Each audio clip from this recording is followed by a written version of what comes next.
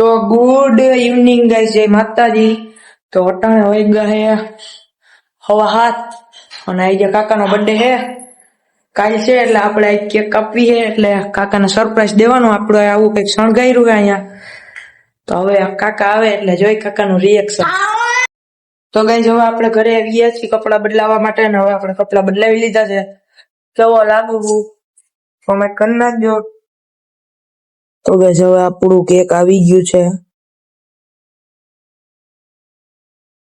અને આ છે મારા બા અને દાદાનો ફોટો।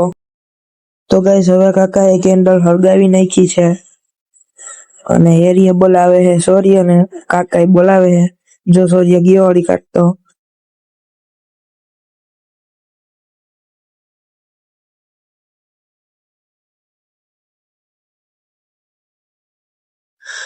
તો ગાઈસ હવે કાકા કેન્ડલ કાઢે છે, અને હવે કાકાએ કેક કાપી નાખ્યું। તો ગાઈસ આપણે હવે ઘરે આવી ગયા છીએ, અને આપણે ઘરે લીધા દીવાબત્તી। જોઈ લ્યો, આવો કંઈક છે આપણા મંદિરનો નજારો, તમે જોઈ શકો છો। તો હાલો ગાઈસ હવે આપણે જવાનું છે જુનાગઢ, વડાલ આપણે ગામમાં।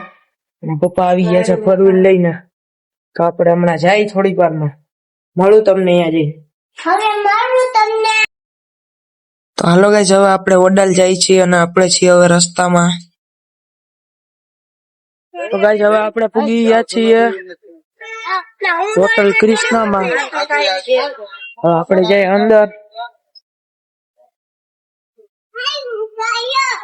હાલ ઉભો છું, હાલ। અહીંયા છે કૃષ્ણ ભગવાનની મૂર્તિ ફોટો સ્ટેશન માટે।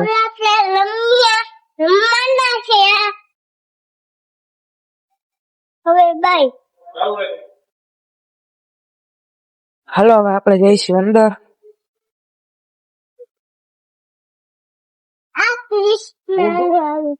હાલો હવે આપણે પૂગી ગયા અંદર।